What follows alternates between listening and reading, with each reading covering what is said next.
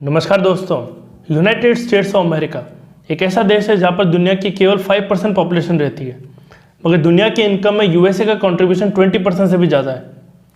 America दुनिया की सबसे बड़ी इकोनॉमी है और सबसे ज़्यादा ग्लोबल ट्रेड करती है, तो जाहिर सी बात है इंडिया का यूएस के साथ रिलेशन रखना हमारी जिम्मेदारी है अगर हमें हमारे देश की इकोनॉमी और वर्ल्ड स्टेटस को आगे बढ़ाना है। तो हाल ही में यूएसए में प्रेसिडेंशियल इलेक्शन हुए जिसमें जो बाइडन मेजोरिटी के साथ जीत गए।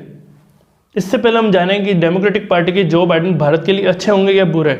उससे पहले हमें जानना होगा कि पिछले सालों में भारत का यूएसए के साथ रिलेशन कैसा रहा, तभी हम ये जान पाएंगे कि जो बाइडन की स्ट्रेटेजी क्या रहेगी भारत के साथ। आइए देखते हैं। 1947 में दुनिया में केवल दो पावरफुल ग्रुप्स थे, पहला सोवियत यूनियन और दूसरा अमेरिका।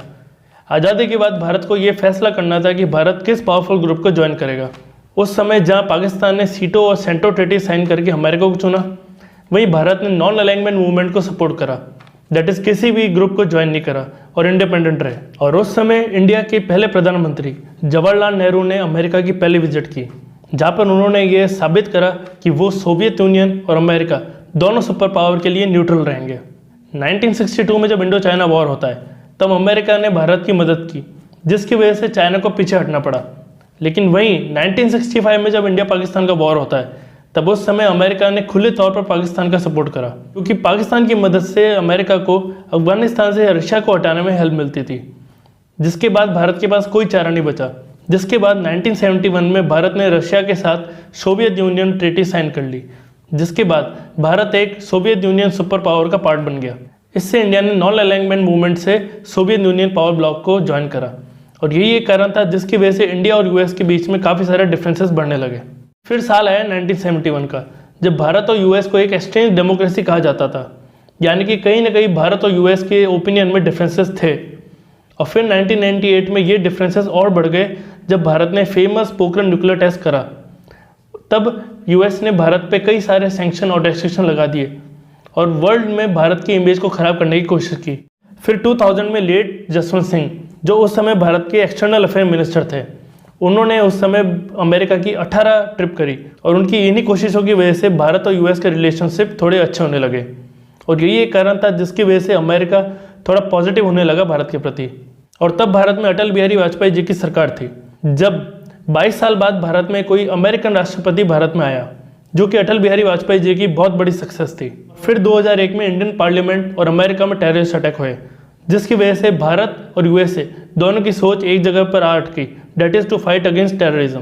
और फिर 2003 में मनमोहन सिंह जी की एंट्री हुई, जिन्होंने जॉर्ज बुश और बराक ओबामा के साथ मिलकर इंडिया यूएस रिलेशनशिप को और मजबूत बनाया, जैसे कि यूएस के साथ न्यूक्लियर डील साइन करना, जिसकी वजह से भारत यूएसए से न्यूक्लियर फ्यूल इंपोर्ट कर सका भारत में for the production of electricity. और यही कारण था जिसकी वजह से पूरी दुनिया में भारत की image as a nuclear power बन गई।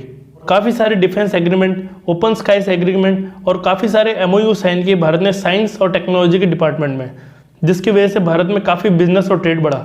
फिर 2014 में भारत के प्रधानमंत्री बने नरेंद्र मोदी, जिनकी लीडरशिप में भारत यूएसए की वजह से MTCR यानी कि मिसाइल टेक्नोलॉजी कंट्रोल रिजाइम का मेंबर बन पाया, यानी कि ऐसे ग्रुप जो अनमैन्ड मिसाइल के एक्सपोर्ट और टेक्नोलॉजी को बढ़ने से रोकते हैं।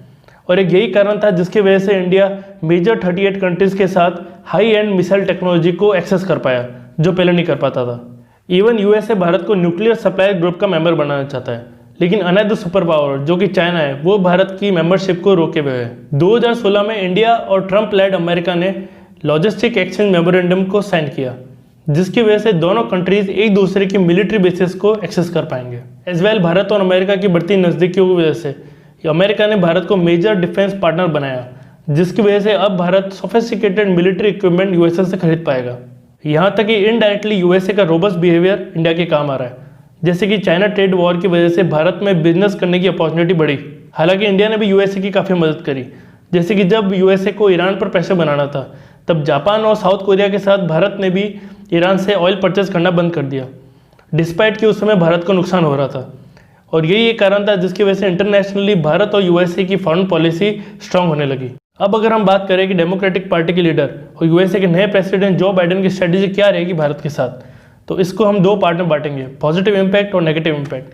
पहले हम बात करेंगे पॉजिटिव इम्पैक्ट के बारे में। पहला, जो बाइडन 2009 से 2017 तक अमेरिका के वाइस प्रेसिडेंट थे, जब बराक ओबामा अमेरिका के प्रेसिडेंट थे, तो हम मान सकते हैं कि जिस तरह बराक ओबामा के समय इंडिया यूएस के रिलेशन थे, उसी लेगेसी को जो बाइडेन आगे ले जाएंगे।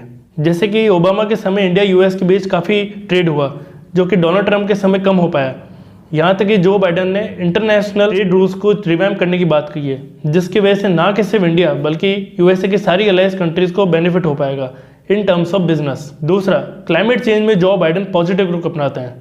भारत ने Paris climate agreement already sign किया हुआ है और बाइडेन भी अब पेरिस क्लाइमेट एग्रीमेंट को साइन करेंगे और फ्यूचर में क्लाइमेट चेंज के खिलाफ अलायंस बनना चाहेंगे, जिसको डोनाल्ड ट्रंप ने बिल्कुल रिजेक्ट कर दिया था। तीसरा, डिफेंस कॉपरेशन में डोनाल्ड ट्रंप की तरह जो बाइडेन भी भारत को कॉपरेट करेंगे, क्योंकि जब जो बाइडेन वाइस प्रेसिडेंट थे अमेरिका के, तब यूएस ने भारत को मेजर डिफेंस पार्टनर बनाया था। चौथा, इमिग्रेशन पॉलिसी, यानी कि जो लोग इंडिया से यूएसए जाते थे फॉर बिजनेस या फिर किसी जॉब के लिए, तो उसके लिए डोनाल्ड ट्रंप ने काफ़ी सारे रिस्ट्रिक्शन लगा दिए थे। लेकिन जो बाइडेन ने प्रॉमिस किया है कि वो H-1B सिस्टम और एम्प्लॉयमेंट बेस्ड ग्रीन कार्ड को रिफॉर्म करेंगे, जिसकी वजह से काफ़ी सारे रेस्ट्रिक्शन जो डोनाल्ड ट्रंप ने लगाए थे वो सब हट जाएंगे और उसका बेनिफिट सीधी तरह भारत को होगा। अब हम कुछ नेगेटिव इम्पैक्ट्स के बारे में बात करेंगे। जैसे कि जो बाइडेन ने अपनी स्पीचेस में काफ़ी बार इंडिया को टारगेट किया है और various issues like implementation of citizenship amendment act और NRC की थॉट को लेके। यहाँ तक कि जो बाइडेन काफ़ी खिलाफ रहे हैं जिस तरह भारत ने कश्मीर के इशूज़ को हैंडल किया और एप्लीकेशन ऑफ 370 के खिलाफ रहे हैं, और ये ऑफिशियली इनकी इलेक्शन कैंपेन का पार्ट था। तो आने वाले समय में हो सकता है कि जो बाइडेन भारत के इंटरनल इश्यूज़ पे दखलंदाजी करें, जिसकी वजह से भारत को अपनी पॉलिसी चेंज करनी पड़ सकती है, क्योंकि अगर नहीं करेंगे तो भारत और यूएस के रिलेशन खराब हो सकते हैं। दूसरा, जो बाइडेन का कहीं ना कहीं सॉफ्ट कॉर्नर है चाइना और पाकिस्तान के लिए, जो कि उन्होंने अपने प्रेसिडेंशियल डिबेट में भी कहा। तो हो सकता है कि फ्यूचर में इंडिया पाकिस्तान या इंडिया चाइना डिस्प्यूट में यूएसए हमारा साथ ना दें, जबकि ट्रंप का रोबस्ट बिहेवियर भारत के काफ़ी काम आया था। तो मुझे लगता है जो बाइडेन के आने से भारत और यूएस के रिलेशनशिप और बढ़ेंगे, जिस तरह डोनाल्ड ट्रंप के समय बढ़े, और इसकी वजह से भारत और यूएस की डेमोक्रेसी में स्टेबिलिटी बनी रहेगी। सो धन्यवाद दोस्तों। अगर आपको मेरा काम अच्छा लगा तो मेरे चैनल को सब्सक्राइब करें और अगर ये वीडियो अच्छा लगा तो उसको लाइक करें। धन्यवाद।